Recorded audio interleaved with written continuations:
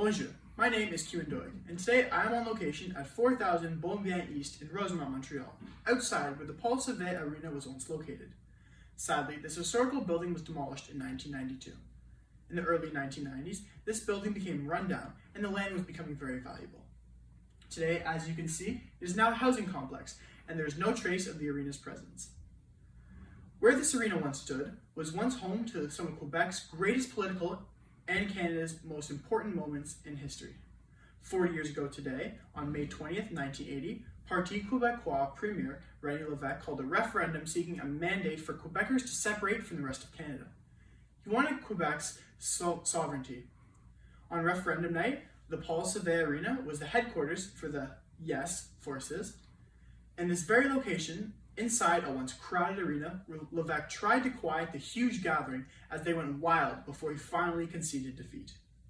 He spoke to the audience, stating, I never thought I would be so proud to be a Quebecer as tonight.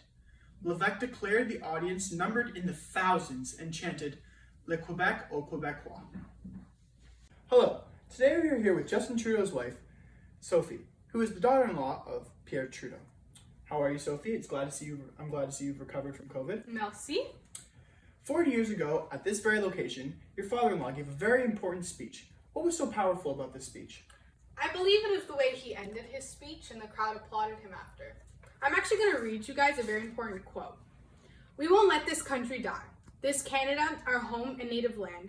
This Canada, which really is, as our national anthem says, our home and native land. We are going to say those who want us to stop being Canadians. We are going to say a resounding and overwhelming no. Yes, both Pierre and Lévesque gave very important and powerful speeches that day. Lévesque's 1976 election campaign was actually very directed towards the French separating and becoming their standalone country. He was a leader of the Parti Québécois. Do you think that Quebec could ever separate again from Canada? I believe at this time this was the best chance they ever had, and seeing as it though did not happen, I believe it will never happen again. Okay, thank you very much for your time, Sophie. It's very good to see you. Merci, au revoir. Over 2 generations later, we are still dealing with the consequences of this historical event. The turmoil divided Francophone families and Anglophone Quebecers for decades. By 1981, according to the Fraser Institution, over 125,000 people had left Montreal and real estate prices plummeted. Landmark companies packed up and moved their head offices to Toronto, including banks, insurance companies, and many believe the Montreal business community has really never recovered since. The consequences of René Lévesque's election, political platform, and resulted of this era altered Canadian history and economically damaged Quebec. The government asked the people of Quebec to negotiate a new constitutional agreement with the rest of Canada to have equality across the nation. To provide some context, in the late 1950s, organizations began to promote Quebec as becoming an independent nation. Parties such as the Rassemblement pour l'Indépendance Nationale, or the RIN, began entering the political landscape. In the late 1960s, multiple parties began working together for a similar goal. Finally, on October 13, 1968, the Parti Québécois was founded and formed from a merge of multiple organizations. This party continued to impact Canadian politics today. The Parti Québécois was led by René Lévesque and quickly became a new pro-independence political party and was the uniting point for almost all national movements in Quebec. In 1976, after reasonable success, the Parti Québécois won the Quebec general election on November 15, 1976, defeating the Liberals. It was said this happened primarily because of the promise to hold a referendum of sovereignty associated with during the first term of government. In May 1979, when the Federal Liberal Party, which was led by Pierre Trudeau, lost the Canadian general election, Lévesque now was able to deal with the minority government led by Joe Clark, who had much less influence in Quebec.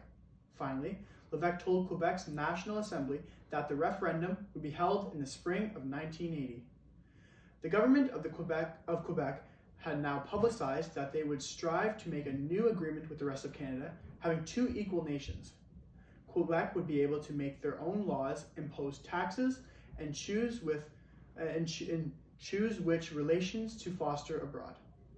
They would, however, continue to maintain the same currency, but Quebec and the rest of Canada would no longer be one country. The results of the referendum were rejected. 40 years ago, on May 20th, 1980, the votes were conducted and just under 60% of Quebecers voted against this plan. If they had have won, another referendum would have followed to negotiate the details, but the plan was rejected. The 1980 referendum left a permanent mark on Canadian politics.